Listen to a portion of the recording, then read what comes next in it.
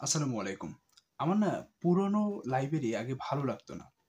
আপনারা এখন স্ক্রিনে দেখতে পাচ্ছেন আ একটা পুরনো লাইব্রেরি। এটা হচ্ছে আমাদের পটুয়াখালীতে একটা পুরাতন লাইব্রেরি। সেখানে পুরাতন বই-টই পাওয়া যায়, অনেক বই পাওয়া যায়। আমার আগে নতুন লাইব্রেরিগুলো ভালো লাগতো।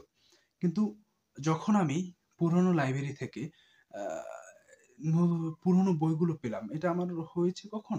আমি যখন ওই যে আমাদের ভার্সিটির পাশে বাংলা বাজার, ওখানে পুরাতন লাইব্রেরি গিয়ে পুরনো বইগুলো দেখি, জরাজীর্ণ পেজগুলো একদম অনেক পুরনো পেজ বা একটা বইয়ের দাম দেখবেন হচ্ছে আ ৳১২, একটা বইয়ের দাম দেখবেন ৳১৫। এইজন একটা আ ঘটনাগুলো দেখি, একটা স্মৃতিময় এগুলো দেখি বা অনেকে সুন্দরভাবে লিখে রাখে। কাকে বইটি গিফট দিচ্ছে, এরকম অনেক লেখা পাওয়া যায়।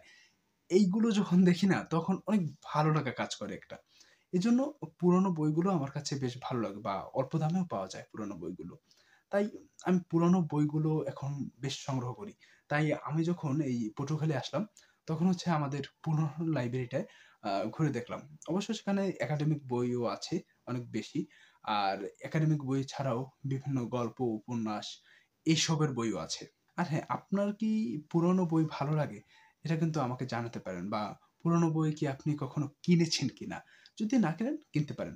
আর যদি ভালো লাগে সেটা আমাকে জানাতে পারেন।